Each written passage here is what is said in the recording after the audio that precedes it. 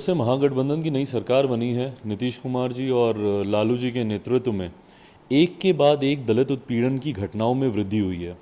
और दलित उत्पीड़न तो एक तरफ, पर जिस तरीके से इन्होंने छात्रों को टारगेट किया है, खास तौर पर छात्रवृत्ति को सीमित कर कर छात्रवृत्ति में जिस तरीके से इन्होंने कटौती की है। पहले कोई भी छात्र देश के किसी भी कोने में, खास तौर पर SC ST छात्र देश के किसी भी कोने में जाता था तो वहाँ पे जाकर पूर्णतः अपनी शिक्षा को पूरी तरीके से कर पाता था। पर अब अगर वो दूसरे राज्यों में जाता है, क्योंकि इन्होंने छात्रवृत्ति को सीमित कर दिया, उसमें कटौती कर दी है, तो पूरी फीस वहाँ पे नहीं भर पाता। बहुत से ऐसे छात्र आज भी मेरे संपर्क में हैं जो कर्नाटका से वापस आ रहे हैं, जो पंजाब से वापस आ रहे हैं। वहाँ पर वो अपनी पढ़ाई को पूरा नहीं कर पा रहे। क्यों? क्योंकि उनके पास पैसों का अभाव है। तो क्यों इन्होंने दलितों को, क्यों इन्होंने ऐसे गरीब वर्ग से आने वाले लोगों को टारगेट किया?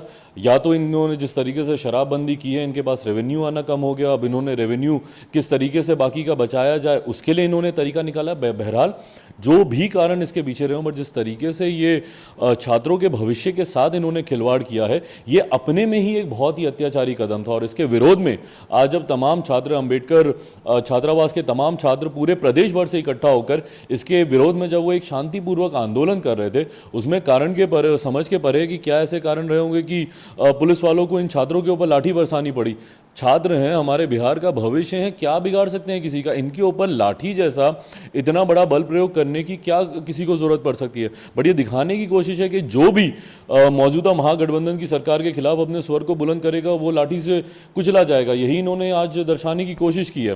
बहरहाल हम लोग मांग करते हैं कि इसकी पूरी न्यायिक जांच होनी चाहिए, और जो भी इसमें दोषी हों, जिन्होंने लाठी चलाई वो भी, और जिन्होंने लाठी चलाने के निर्देश दिए, जिनके निर्देश के ऊपर ये लाठियां चलाई गई हैं, तमाम उन दोषियों के ऊपर सख्त से सख्त कार्रवाई की जानी चाहिए। और जिस मांग के साथ ये छात्र वहां पे गए, आप आज बिहार में जाके देख लीजिए किस हालत में हमारे छात्रावास हैं। वहां पर आप जाके देखेंगे दीवारों की ऐसी जर्जर हालत है कि कभी भी कोई अप्रिय घटना घट सकती है। कहीं पे बिजली नहीं आती है, घंटों घंटों तक साफ पीने की पानी की व्यवस्था नहीं है, शौचालयों की उपयुक्त व्यवस्था नहीं है। आप वहां पे कमरे में जाके देखेंगे, एक एक कमरे में 16-16, 20-20 छात्र जबरदस्ती रहने को मजबूर हैं, क्योंकि भवन निर्माण ही वहां पे नहीं हो रहा है। तो जिस हालात में हमारे वहां के छात्रावास हैं, और उसके बाद जिस तरीके से वो अपनी उचित मांगों को लेकर जब वो प्रदर्शन कर रहे हैं, जिस तरीके से उनके ऊपर लाठी चलाई गई है, ये अपने में एक बहुत गंभीर विषय। मैं चाहूंगा कि राज्य सरकार इसको गंभीरता से, और केंद्र सरकार एक टीम यहां पे निर्धारित करे और इसकी पूरी न्यायिक जांच करवाई जानी चाहिए।